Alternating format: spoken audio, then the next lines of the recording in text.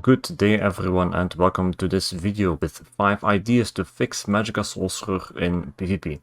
Magicka Sorcerer right now is in a pretty terrible state.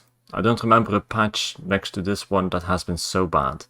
For example, Murkmire, which is a pretty famous patch for Sorcerer nerfs, or Morrowind have not been as bad as this here, Lost Depths. This is because Magicka Sorcerer has received very few changes for a whole bunch of patches now, which has led to some kind of power creep from the other classes. Other classes like Dragon Knight and such have gotten a lot of buffs and changes to them that led them to be more powerful than Magicka Sorcerer, which feels very left behind. This slow decline from Magicka Sorcerer has been noticed before, some other players have raised issues with it, but nothing super bad to the class has happened. It just got gradually worse and worse until I think at this patch it's really become almost unplayable compared to the other classes. A good example of other players making videos about this is Explanacide. I'll put his video in the description as well. He made some excellent points on Magicka Sorcerer, the situation it was in PvP 7 months ago. Back then it was already a bit mediocre, not super good, but now I really feel like this class has hit rock bottom. And some other bad classes for PvP like Magicka Warden got buffs instead, and that also means that Magicka Sorcerer feels very left behind.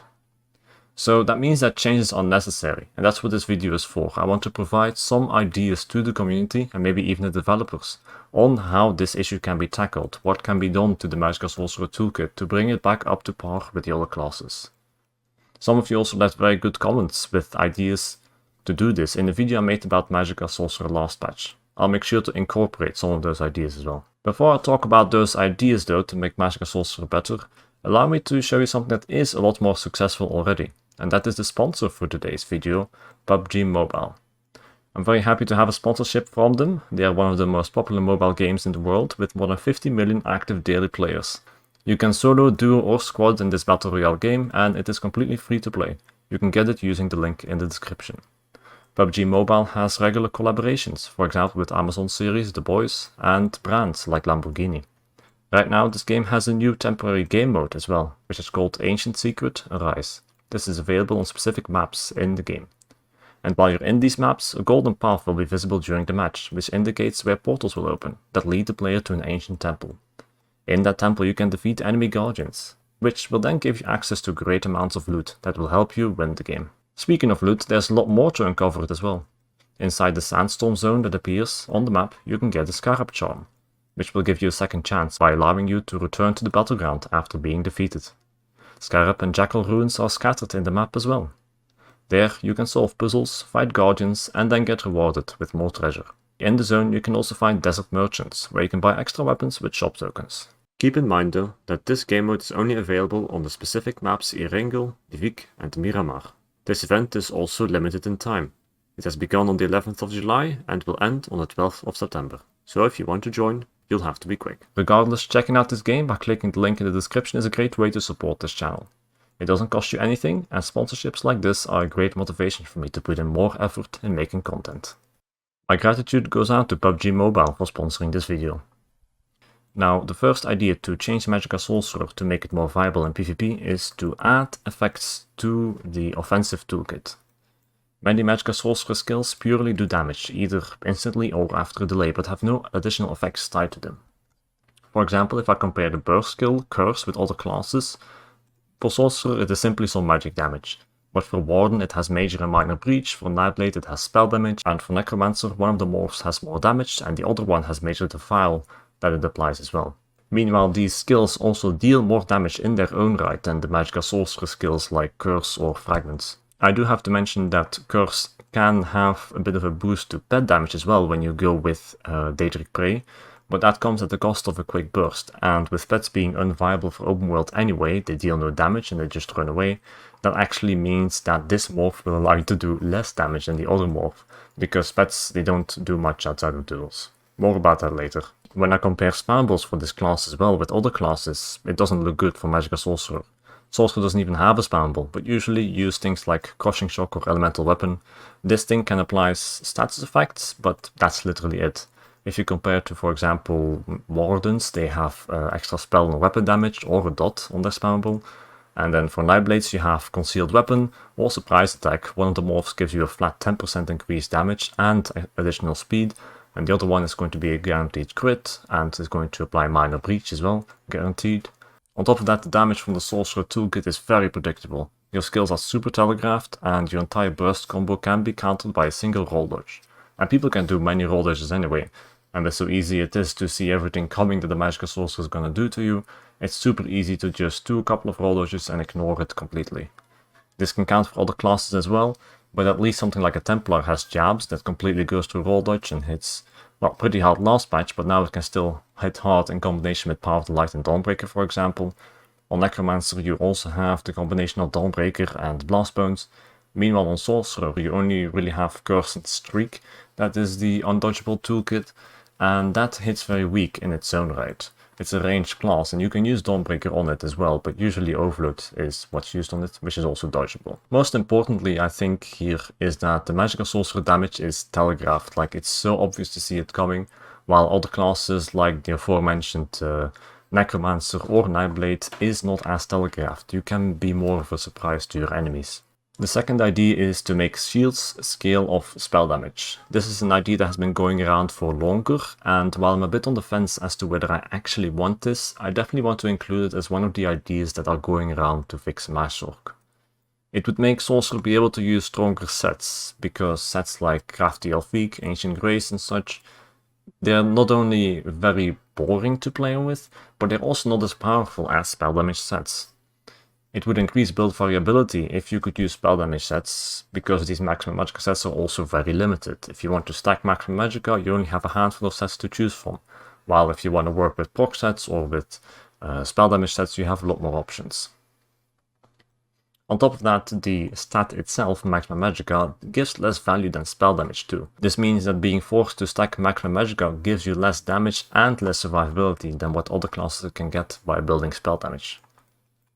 I'm on the fence on whether I wanted to mention this idea, because if you would make shield scale of spell damage, it would also mean more homogenization.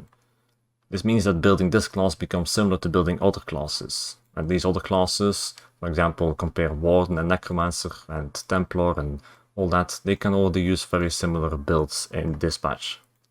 I don't really like this kind of homogenization, because I think making the playstyle and skill damage and everything for all the classes the same is pretty boring. It doesn't improve the game at all. But I do want to mention it because this is still better than nothing. Then the third idea is to make shields competitive to heals. To continue with the shield topic, shields also have a bunch of drawbacks to them that are not shared by their counterpart heals from other classes. For example, heals are generally bigger. This is because of the aforementioned issue with building spell damage being more effective than building maximum Magicka. Heals just have a larger tooltip and also have more bonuses to increase their potency even more when compared to shields. Just as the offensive toolkit for Sorcerer, its defensive toolkit with shields doesn't have any secondary effects tied to them. If I can compare with other classes again, the Nightblade spammable heal has minor bending to it. The Templar spammable heal, Honor the Dead, has an additional amount of magic regeneration to it. Warden can also heal an ally or stun depending on the morph that you choose, while Magicka Sorcerer shields are simply a value, and that value is smaller than the value from healing as well. But that's not the end of it. Shields also cost more to cast. This makes Magicka Sorcerer sustain more difficult than with other classes. And other classes can often have enough with just Orzhova Smoke Bear Haunch and Regeneration Mundus, if even that, for all of their sustain needs. A sorcerer will often need more. If you're stacking maximum Magicka, you better slot all your enchant into regeneration, have a race that provides a regeneration passive as well, and sometimes even the food and the Mundus as well. And then on top of that, blocking with shields also doesn't reduce the damage you take, while blocking with heals of course does do that. So that's yet another drawback of shields. Now, a bit like the previous point with shields scaling of spell damage, I do think that if you would make shields if you would remove the drawbacks from shields and make it more similar to heals, it would also cause more homogenization, which, as I mentioned, I'm not a fan of. But I think there are other things you can do, specific buffs or secondary effects to shields, that would make them more competitive to heals again as well. A good example is a champion point passive. I forgot the exact name, but in the red CP tree there's a champion point that reduces the damage you take while you're blocking with a shield up. I don't think you should fix it through the CP system by itself. I think you should do something with the shield mechanic as a thing itself, as like as a base, or you should do it with maybe a sorcerer passive or a secondary effect of hardened ward where you could give it some benefit that heals don't have. The fourth idea is to fix the sorcerer pets. One of the only changes that has happened in update 35 is the pet damage, which has been increased a little bit, especially through Daedric Prey. But it has been shown, I think, already in this patch, as in many other patches, that this is completely irrelevant for PvP.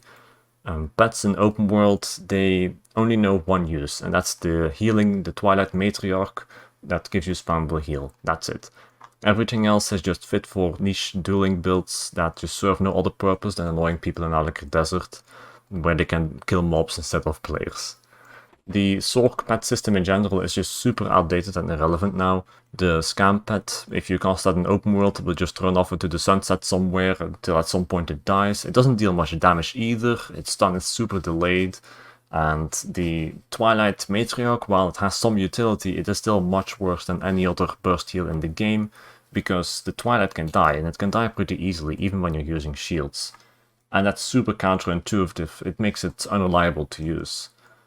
And then the pets being targetable, I don't think that's a good thing either, because for sorcerers, as I mentioned, it makes it unreliable. Like the Twilight will die, then you have no healing, or your familiar, your scamp will die, then you have no damage left. And then even when you try using shields, you still run into this issue.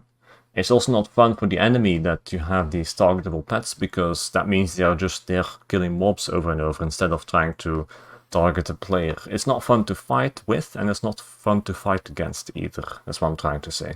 And that, in my opinion, is not even the worst of it. These skills also take 2 skill slots, while not even providing benefits that are worth 1 skill slot. This makes bar space very difficult if you're trying to slot pets into your build as a Magsorc. When I think about what could be done to these pets, I look, for example, at the more of the Infernal monster set that was changed at some point, where the little Daedric pet it summons is now untargetable and just deals a bit of a dot to the enemy.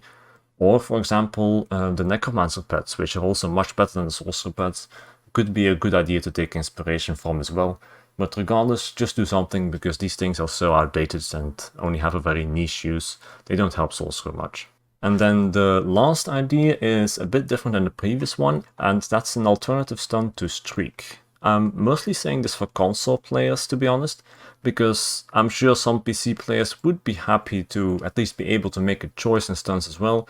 It's mostly console players that struggle with Streak, and that's because they have a lower camera sensitivity, they cannot turn the camera as fast, and that means that if they streak through somebody, it takes a long time for them to follow up with a fragment or a finisher or spammable or whatever. Other classes often have multiple stun options as well. This can be with multiple skills that stun, for example, or some off-balance mechanic that's built into the class that you can then stun with heavy attacks, while on Sorcerer you only have a Streak.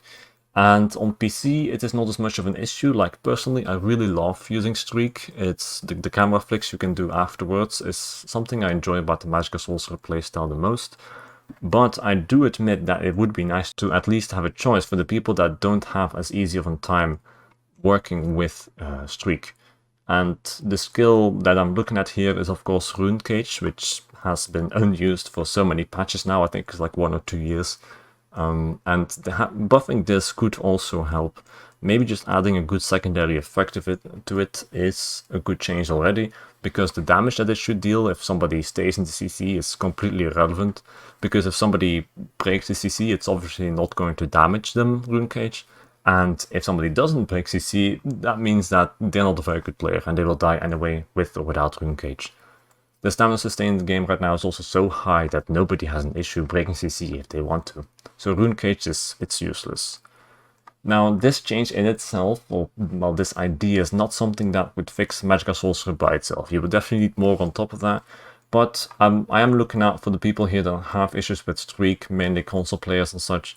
And I do want to mention it in the list too because of that.